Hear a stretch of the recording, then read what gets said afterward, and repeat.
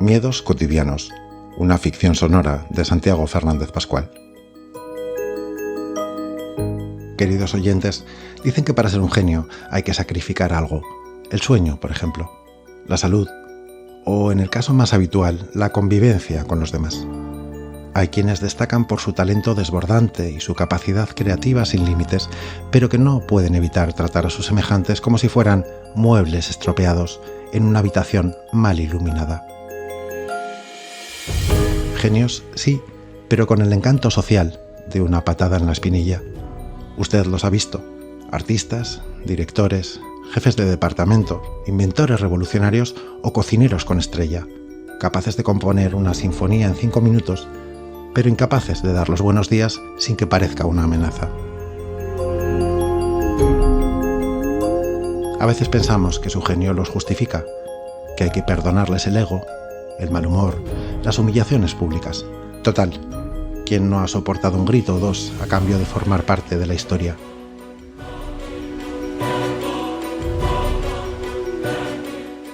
Esta es una de esas historias y también un homenaje a uno de esos genios, un artista brillante, pero un monstruo en el plato.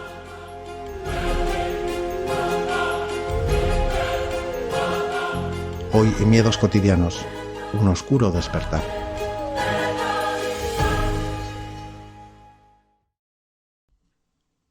Despertó con la sensación extraña, casi indecente, de encontrarse bien. No era algo a lo que estuviera acostumbrado. No había nudos en el cuello, ni presión en las sienes, ni esa rigidez molesta que suele recordarle a uno que ha vivido demasiado tiempo. Era como flotar en una cama de agua templada, sin peso, sin dolor, descansado, completamente descansado. Pero algo no cuadraba. No veía nada. Al principio no se alarmó, pensó que era de noche. Cerró los ojos, o creyó cerrarlos, para intentar comparar la oscuridad con la que ya había. Pero no había diferencia alguna. Estaba sumido en un negro absoluto, denso, sin matices ni reflejos, como si estuviera dentro de una habitación sin paredes, o como si las paredes mismas fueran ciegas. Intentó parpadear. No pudo asegurarse de haberlo hecho. Quiso moverse, levantar la mano, mover un pie, girar la cabeza. Nada. La quietud era absoluta.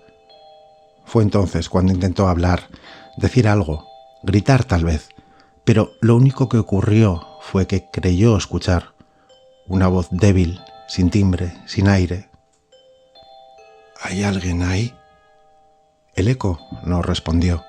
Ninguna vibración, ninguna resonancia, ni siquiera el murmullo apagado del propio aliento. Empezó a preguntarse si había pronunciado aquellas palabras en voz alta o solo las había pensado. Y con esa duda llegó el miedo. No un miedo repentino, como los sustos que se pegan en el pecho y desaparecen. Era algo más lento, más viscoso, una sospecha que se expandía. Pensó: tal vez he tenido un accidente, pero descartó esa idea casi de inmediato. Si ese fuera el caso, habría sonidos, respiraciones ajenas, el zumbido de una máquina, el roce de las sábanas, la voz entrecortada de alguien de su familia, la vibración contenida de una enfermera, algo. Y no había nada. La segunda hipótesis tardó en llegar, pero cuando lo hizo se instaló con una familiaridad aterradora. ¿Y si estoy muerto? ¿Y si mi alma aún no ha abandonado mi cuerpo? Recordó vagamente haber leído algo sobre eso, ensayos, hipótesis, supersticiones. Algunos decían que el alma tarda un tiempo en separarse del cuerpo, que se queda atrapada entre planos, que experimenta una especie de letargo, sin cuerpo, sin forma, sin ojos ni voz. Entonces lo comprendió. Si se dejaba llevar por aquel sopor dulce que le envolvía, si cedía al sueño que lo llamaba desde dentro de la nada, sería el final, el verdadero final. Se obligó a pensar. Mantén la mente despierta, mantén el pensamiento activo, piensa en algo, lo que sea. Y entonces empezó a recordar.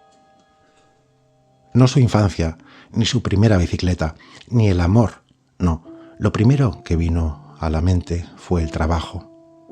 Recordó la radionovela con la que se hizo conocido, Las primeras grabaciones en un estudio viejo que olía a humedad, con micrófonos prestados y sillas que crujían. Pero lo extraño era que no lo revivía desde dentro, no como lo había sentido en su momento. Era como ver una grabación, una cámara flotante en mitad del estudio, capturando gestos, voces, luces. Después vino su salto a la televisión. El primer día en el plató, los nervios, el maquillaje, los cables, los gritos de los técnicos, su sonrisa al ver su nombre en la silla del director y otra vez la sensación de observarlo todo desde fuera.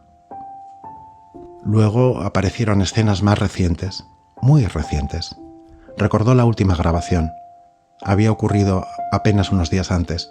El plató, las luces frías. Al fondo, dos técnicos susurraban algo con expresión sombría. Comentaban su actitud, que últimamente estaba irritable, hiriente, y que una chica de producción se había marchado llorando el día anterior.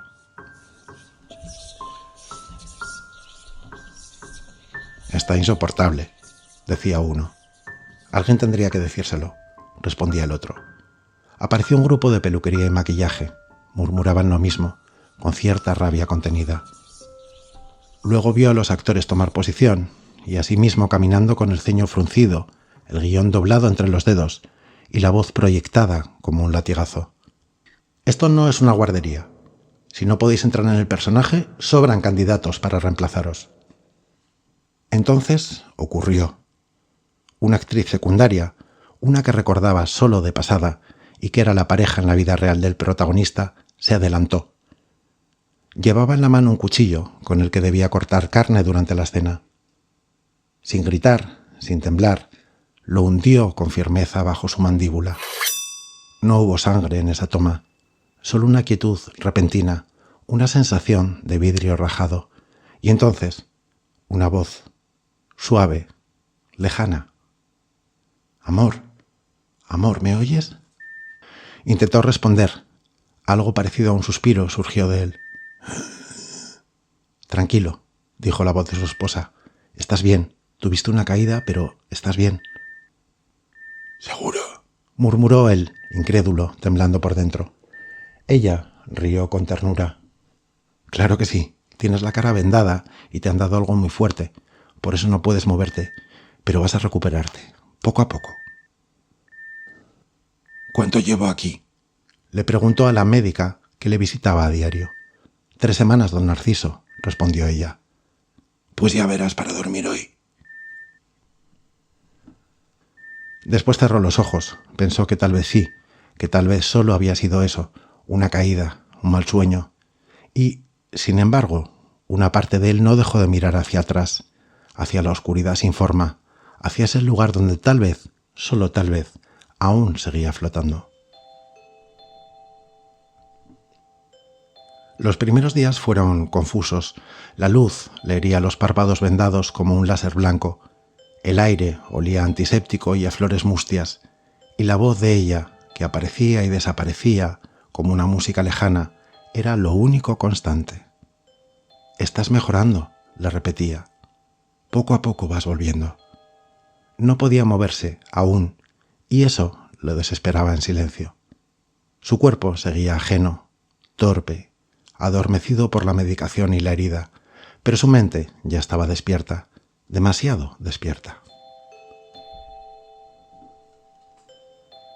Las imágenes del cuchillo regresaban cada noche, la actriz, la mandíbula, el instante de la puñalada. ¿Lo había soñado o lo había vivido? Una tarde, cuando por fin pudo hablar con claridad, se atrevió a preguntarlo. «¿Qué me pasó exactamente?». Ella dudó un instante antes de responder. «Pues te desmayaste, una caída muy fea, y el golpe fue en la cara». «¿Y la policía?». «Vino, pero fue un accidente, cielo, no te preocupes por eso». Accidente. Qué palabra más flexible.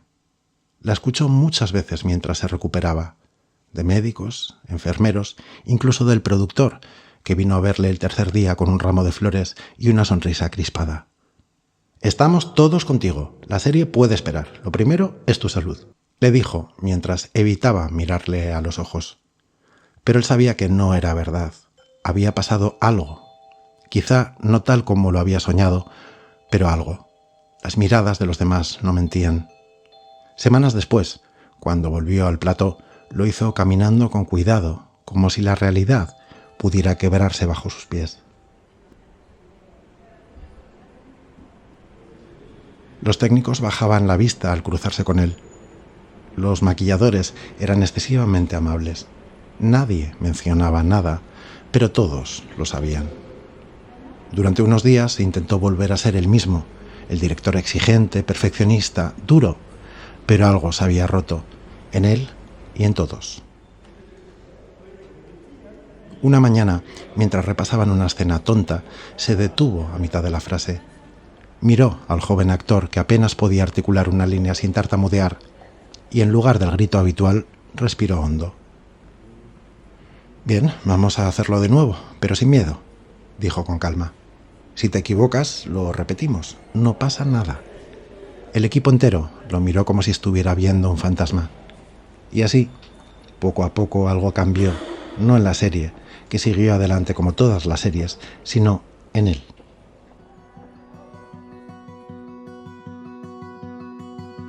Fue más amable, más paciente, empezó a interesarse de verdad por quienes le rodeaban. Aprendió los nombres de los técnicos, escuchaba sin interrumpir, se reía con el equipo de producción, invitaba a cafés. No necesitaba hacerlo, pero lo hacía. Cuando terminó aquella temporada, le propusieron un programa de entretenimiento, algo ligero, un concurso con parejas compitiendo, una eliminatoria y una subasta final con grandes premios. Al principio dudó, pero acabó aceptando. Fue un éxito inmediato. Millones de espectadores lo veían cada semana. Su sonrisa, antes tensa y forzada, era ahora genuina. Hablaba con el público como si los conociera y ellos lo querían como si fuera de la familia. Era un hombre nuevo, pero en las noches más silenciosas, cuando el aplauso ya se había disipado y las cámaras estaban apagadas, aún recordaba aquella oscuridad. Es el lugar donde no había tiempo ni cuerpo, solo la mente suspendida, aferrándose a un pensamiento. No te duermas, todavía no.